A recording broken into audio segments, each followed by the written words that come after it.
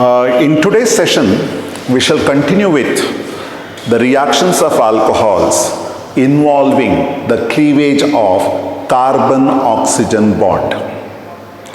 And that, we have already studied two reactions.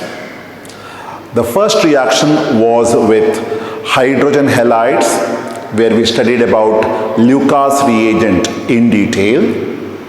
And the second reaction we considered was the dehydration reaction. Dehydration of alcohols into alkenes. There you have also studied the mechanism of the reaction.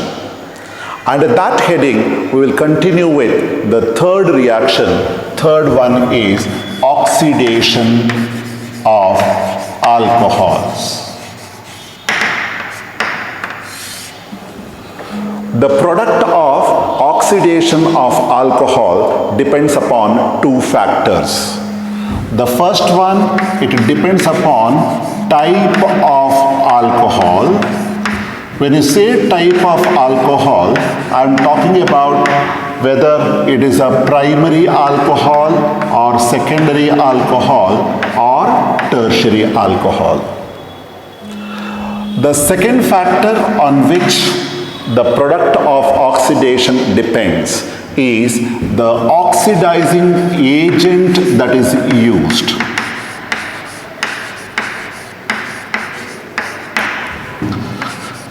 First, we will start from oxidation of primary alcohols.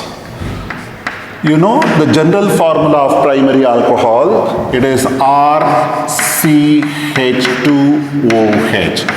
So this is primary alcohol. I'll subject this to oxidation. I'm providing nascent oxygen. As a result, a molecule of water can be removed. So from primary alcohol, I'll remove two hydrogens and one oxygen is here. Combining with one another, a molecule of water is removed. What we get is RCHO. RCHO is aldehyde, and if you count the number of carbon atoms, that would remain the same. Because here you have R group with some specific number of carbon atoms. So same number of carbon atoms will be here in this R group, and this is CH2OH. This carbon atom is converted into aldehyde group. Or in other words, when I compare the number of carbon atoms present in aldehyde and the precursor primary alcohol, that would remain the same. That's why the first stage product of oxidation of primary alcohol is aldehyde. What is important? Containing same number of carbon atoms. Same number of carbon atoms.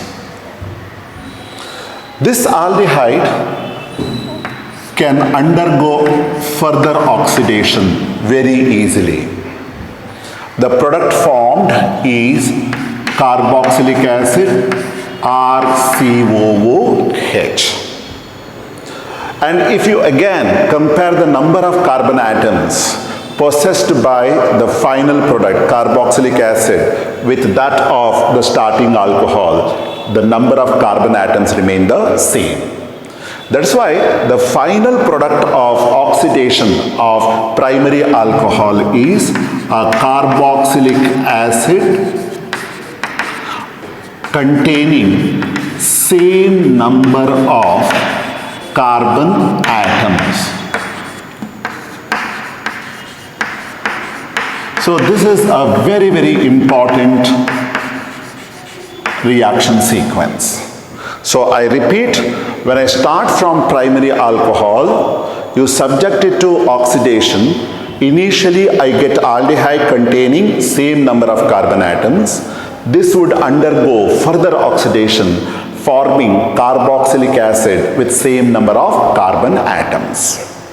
Now, what all oxidizing agents that can be used to bring about this oxidation? I can go for acidified potassium permanganate. I denote it as KMnO4H+. So acidified KMnO4 can be used. I can also make use of acidified potassium dichromate.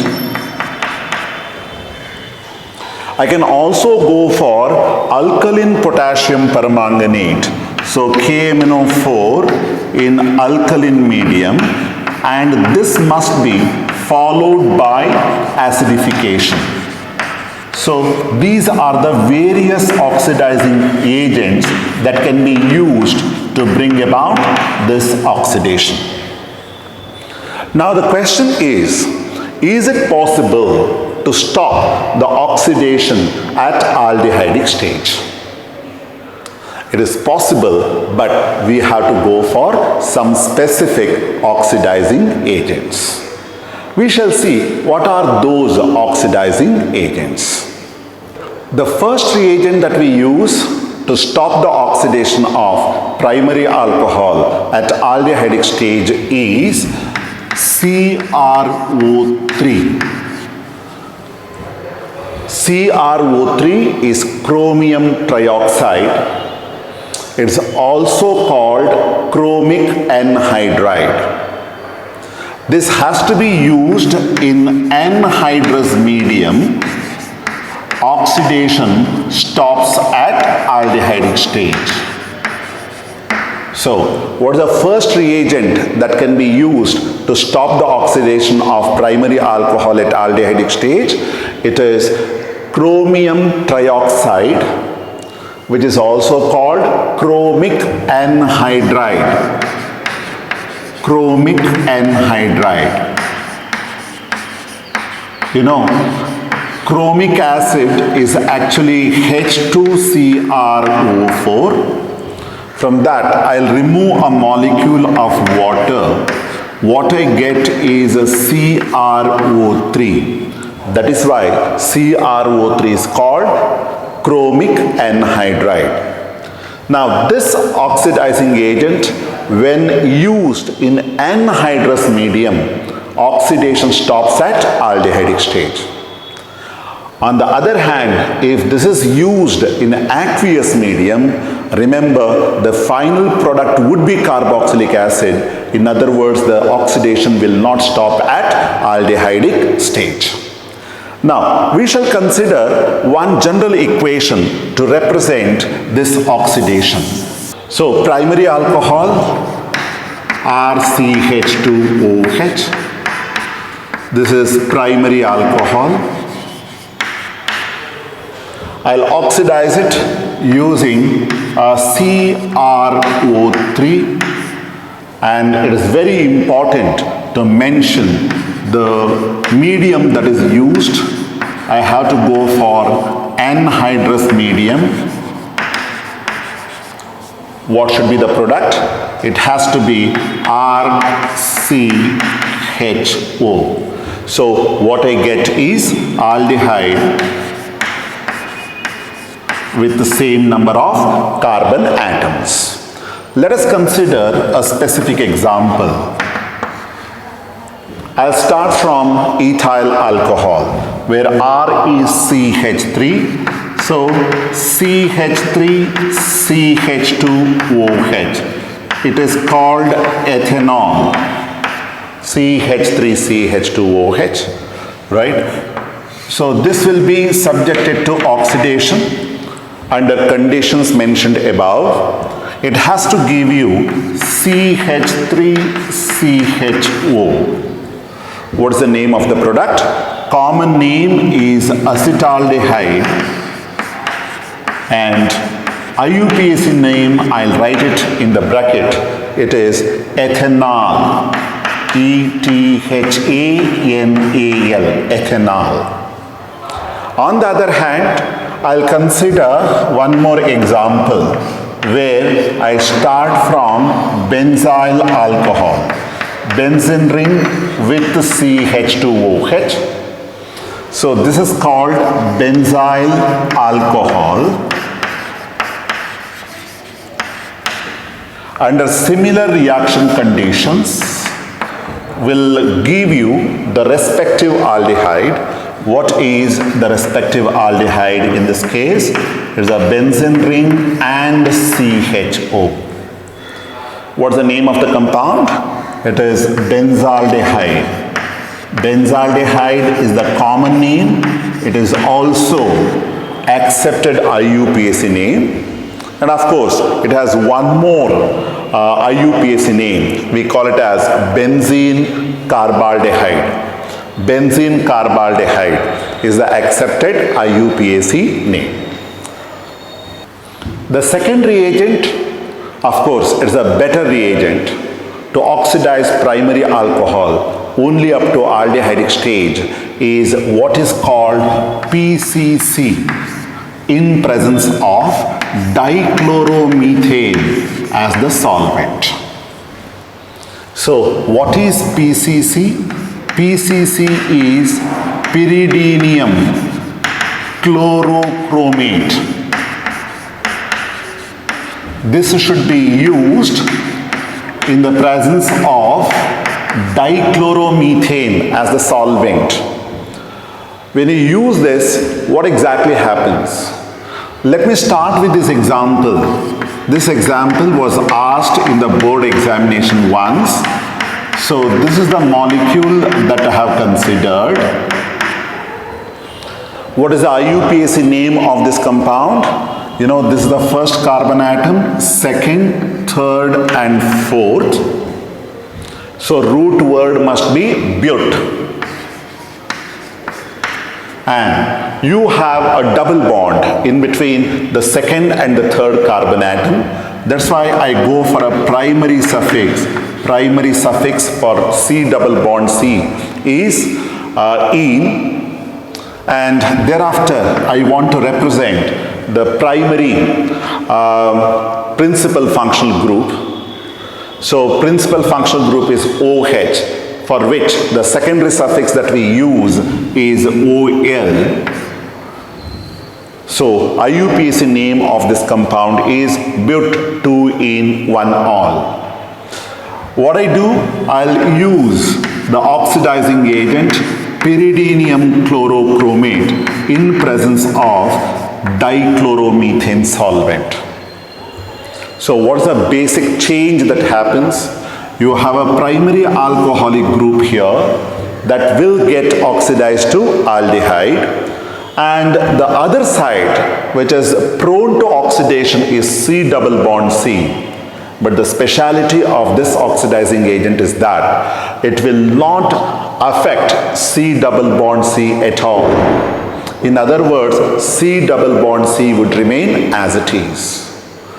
Hence, the final product obtained would be CH3CH double bond CH. What is the change that would happen? CH2OH, whatever is there, will get oxidized, will oxidize to give CHO. So what is the name of this particular compound? 4 carbon atoms are there. That's why it is but. After the second carbon atom, you have a double bond to ene, and the principal functional group is CHO, for which the secondary suffix is -al. So it is a but2-ene-1-ol, or I can simply say 2-butanol. So what is the important observation that you can make? You know, PCC does not affect C double bond C. In this case, it has oxidized, you know, primary alcohol into aldehyde. Remember, this PCC can also oxidize a secondary alcohol into ketone. What I mean is, I'll start with a secondary alcohol, RCHOHR dash. Right?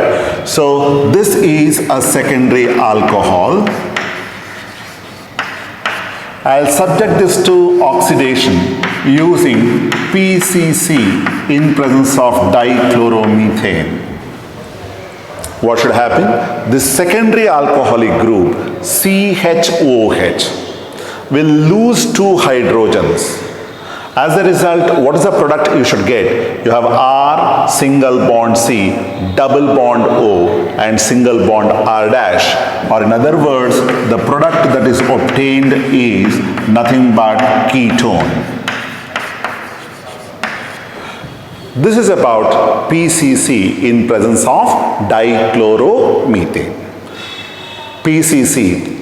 This is nothing but use of PCC in presence of dichloromethane.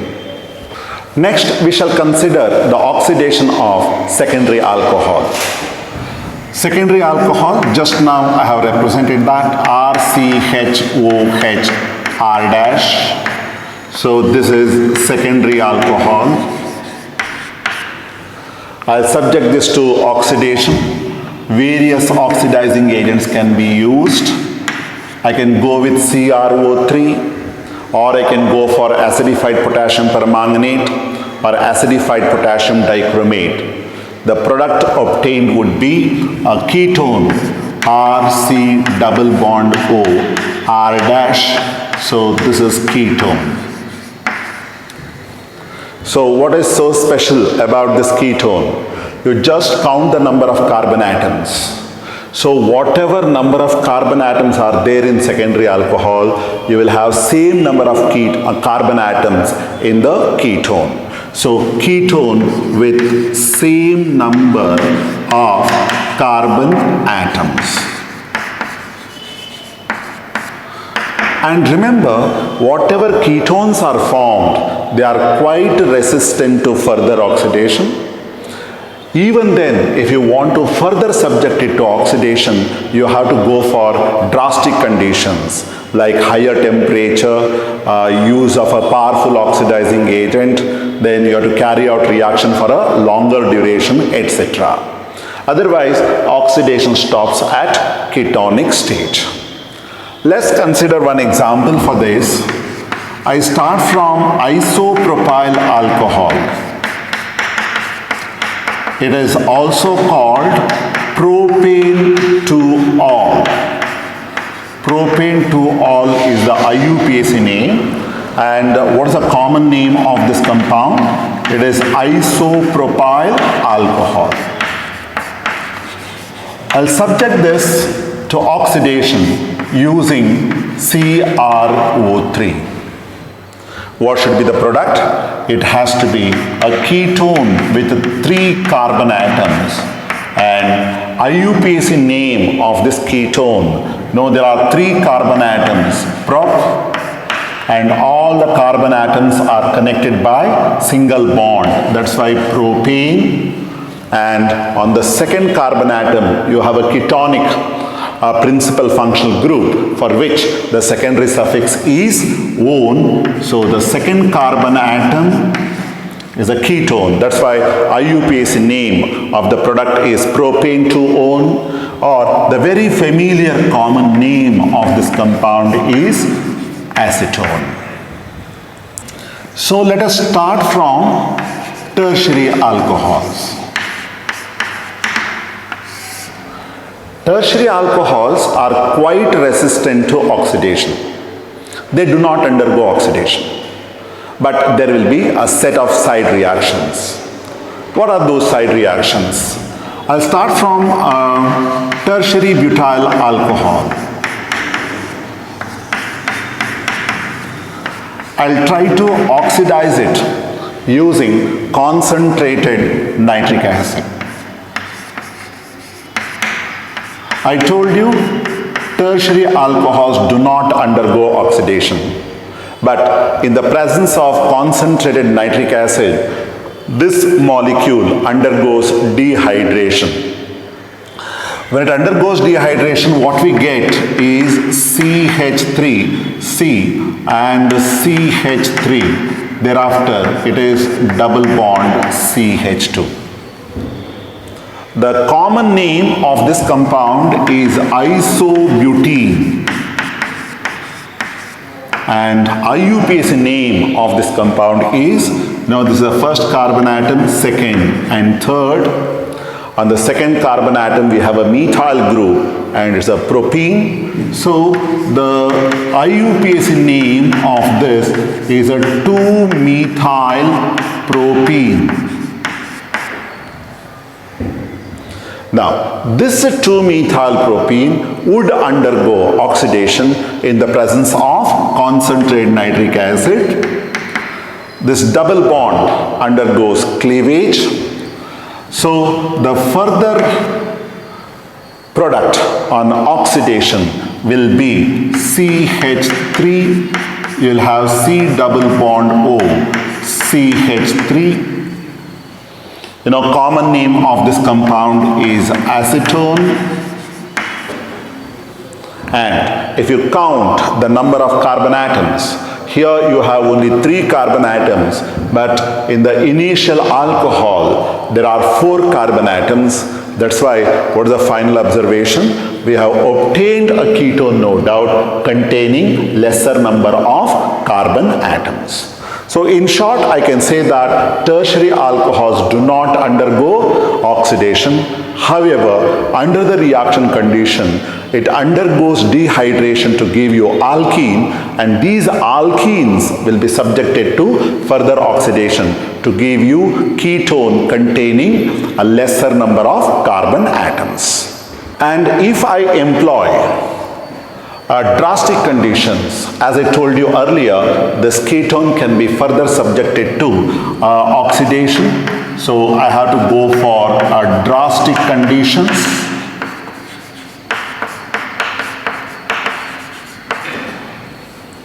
It will give you carboxylic acid with 1 carbon atom less.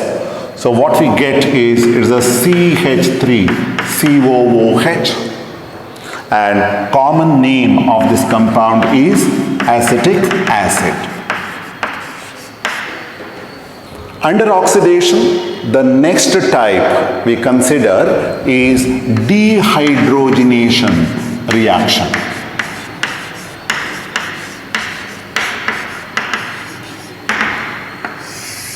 Dehydrogenation process is carried out with alcohols in the vapor state. You have to make use of a specific dehydrogenating agent asked for 1 mark in the board examination. It is copper. Copper is a dehydrogenating agent, and this copper has to be used at a temperature 573 Kelvin. So how do we represent the reaction? I start from primary alcohol. So it is in the vapor state, and this has to be passed over copper catalyst at 573 Kelvin. A molecule of hydrogen has to be removed. So when you remove H2, what I get is aldehyde. In addition to that, hydrogen will be formed. So the product formed is aldehyde. For example, I start from vapors of ethanol.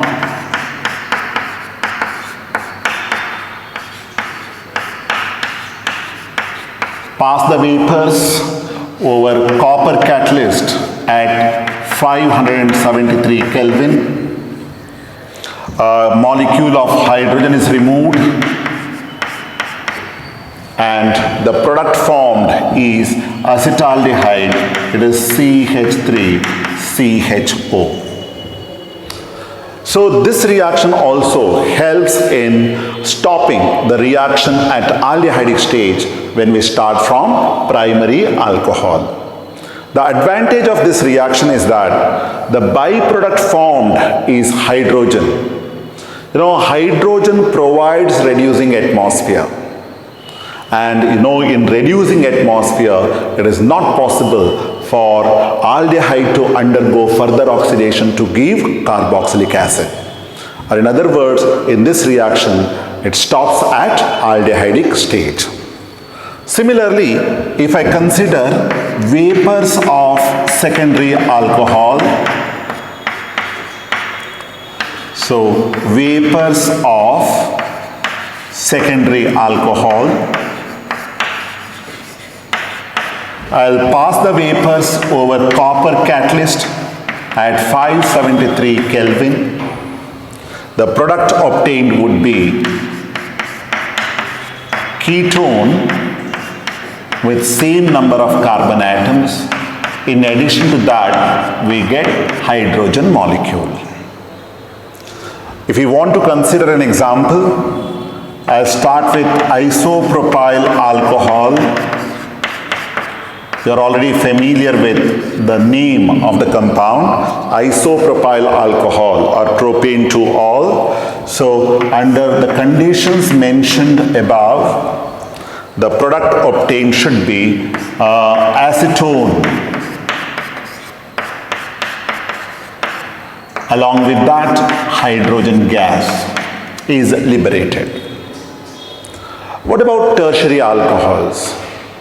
Tertiary alcohols, they do not undergo dehydrogenation reaction at all.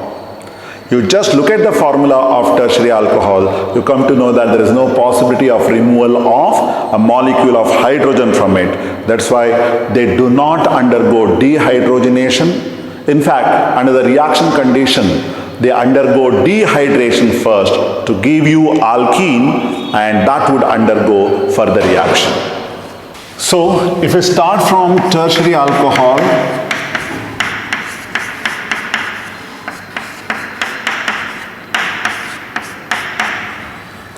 I'll make use of copper catalyst, 573 Kelvin. You know, it is a tertiary butyl alcohol. I told you this would not undergo dehydrogenation.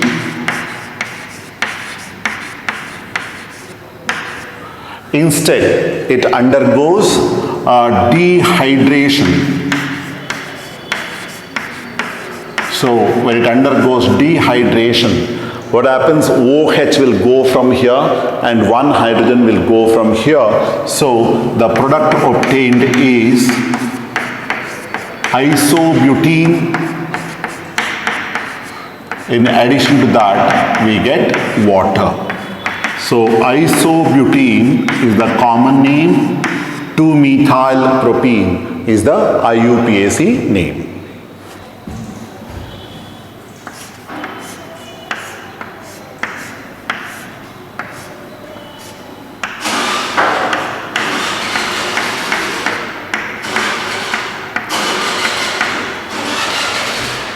We'll start from reactions of phenol. The most important reactions of phenol are aromatic electrophilic substitution reactions. Under this, first you should know that the phenolic OH is always an activating group. What is meant by activating group? It will give its electron density towards the benzene ring. That's why electron density on the benzene ring of phenol will increase. If you observe this phenolic OH group closely, you know, oxygen atom is more electronegative than carbon. That's why this oxygen atom has to pull the electron density towards itself. Or in other words, which effect we come across? We come across minus I effect. So, phenolic OH group will exert minus I effect, because of which the electron density on the benzene ring should reduce. On the other hand, you observe that the lone pair of electrons present on oxygen atom are in conjugation with double bond. It's because of that we also come across another electronic effect. It is an electron releasing a resonance effect, or we say electron releasing mesomeric effect. It's observed that electron releasing resonance effect predominates over electron withdrawing inductive effect. As a result, the electron density given by the plus R effect would be greater than the electron density withdrawn because of minus I effect of OH group. So what's the net result? The benzene ring of phenol has a higher electron density when compared with that of benzene itself. It's for this reason we say that phenolic OH group is an activating group, meaning increases the electron density on the benzene ring. Now we shall talk about the directive influence of phenolic OH. To understand that, we have to go on writing the resonating structures of phenol, which we have done already so many times. As I go on writing the resonating structures, you will come to know that you have a higher electron density at ortho and para position. Now this process continues this way.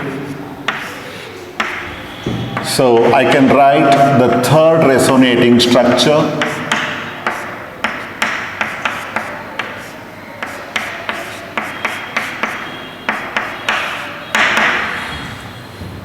So you have a higher electron density at para position.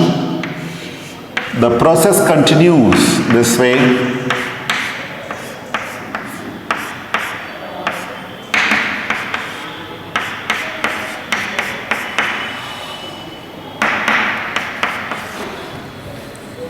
And finally, I can write one more resonating structure.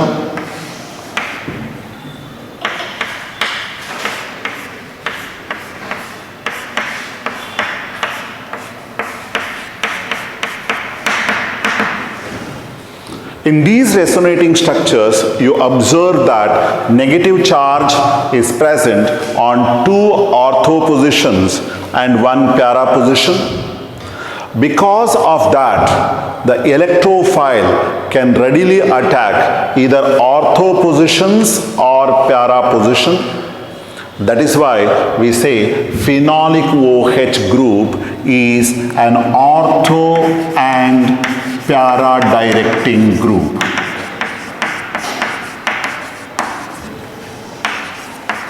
I repeat, in the resonating structures of phenol, you have a higher electron density at ortho and para positions because of plus R effect.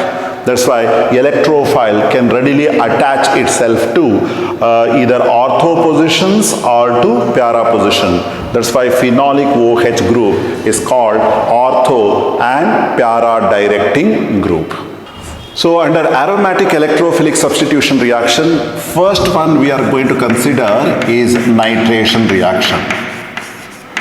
Depending upon the nitrating agent and the temperature employed, we get two different set of products. First, I am going to consider nitration using dilute nitric acid.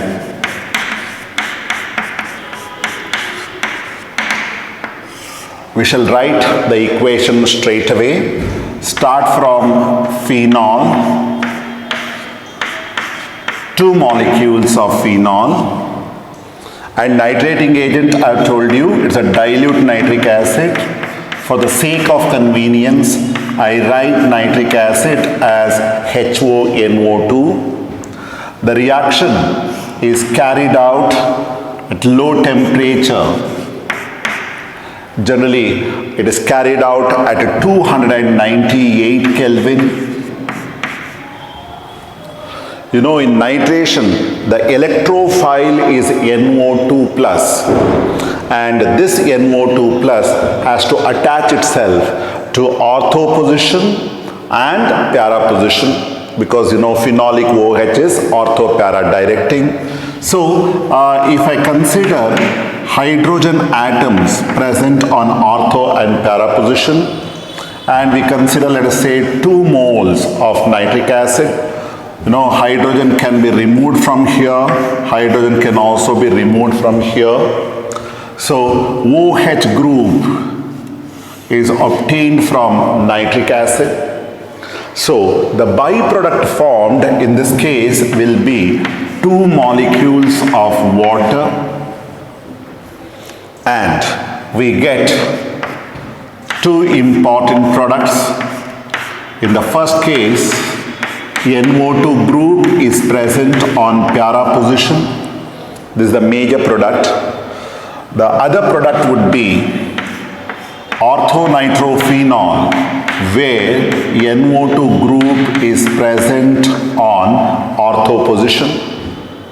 So if I consider the common name, this is para-nitrophenol. This is the common name, and IUPAC name will be 4-nitrophenol. And generally, para-nitrophenol is the major product. Same way, the other product obtained here is orthonitrophenol.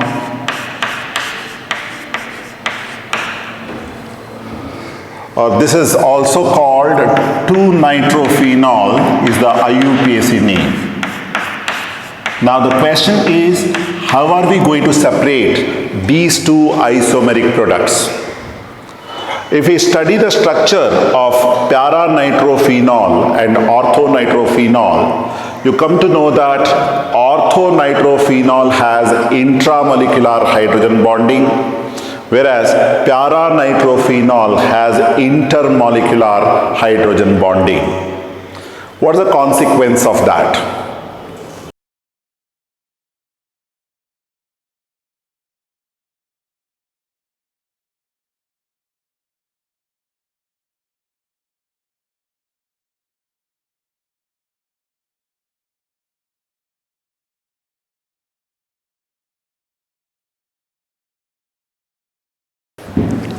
Let's consider the structure of orthonitrophenol.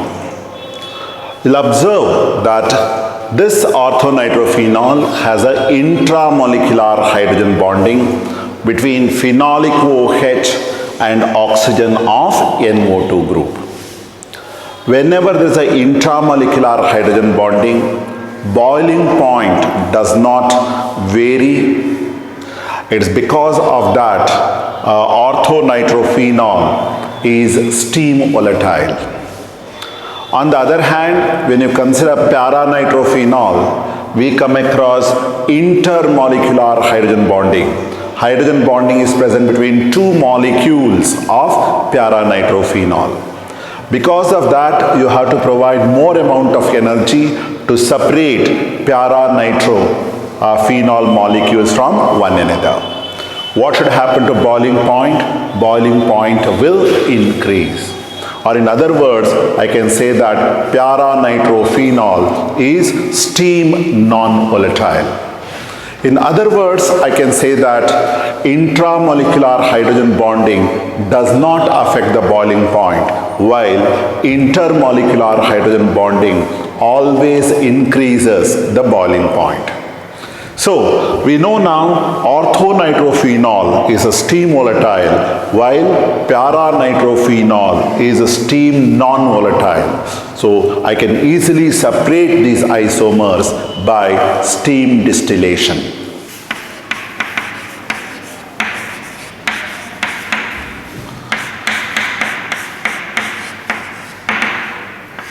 Phenol can also be nitrated using concentrated nitric acid. What is the product obtained? This is phenol. I'll make use of concentrated nitric acid.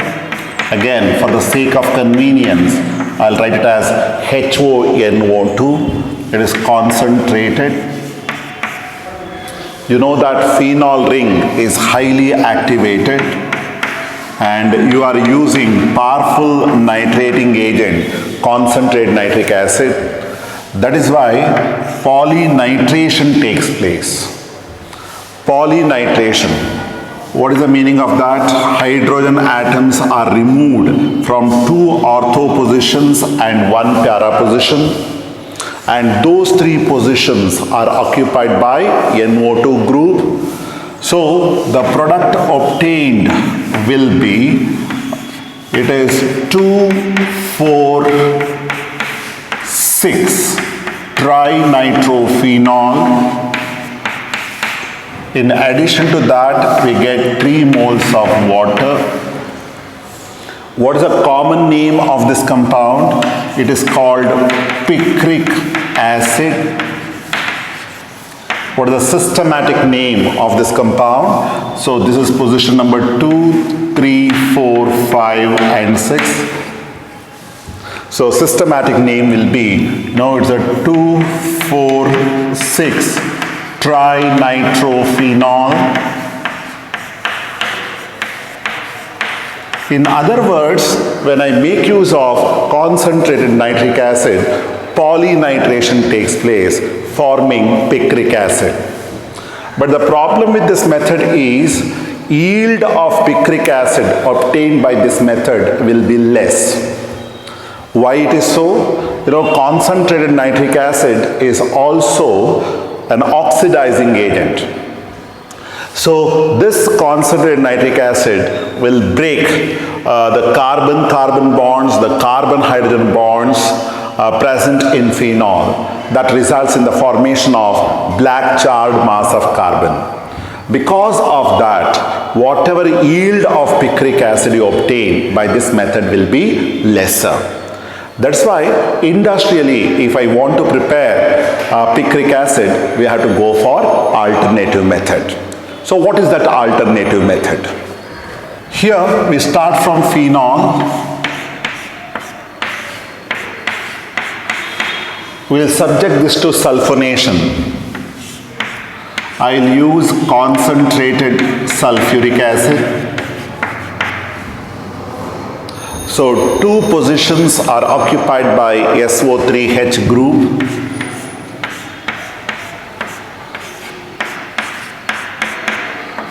So in ortho position, you'll have SO3H. In para position, I'll have SO3H. Right? So what is the name of this compound? This is position number 1, 2, 3, 4. So I can say 2,4 phenol disulfonic acid. SO3H group is sulfonic acid group.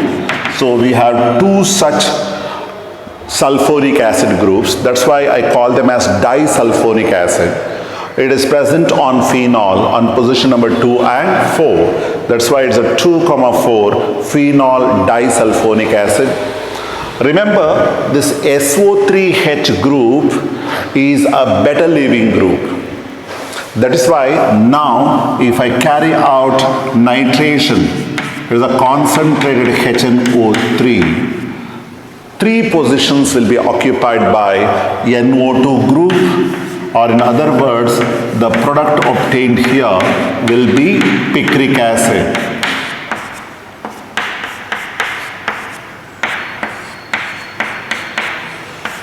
So by this method, one can prepare picric acid on industrial scale.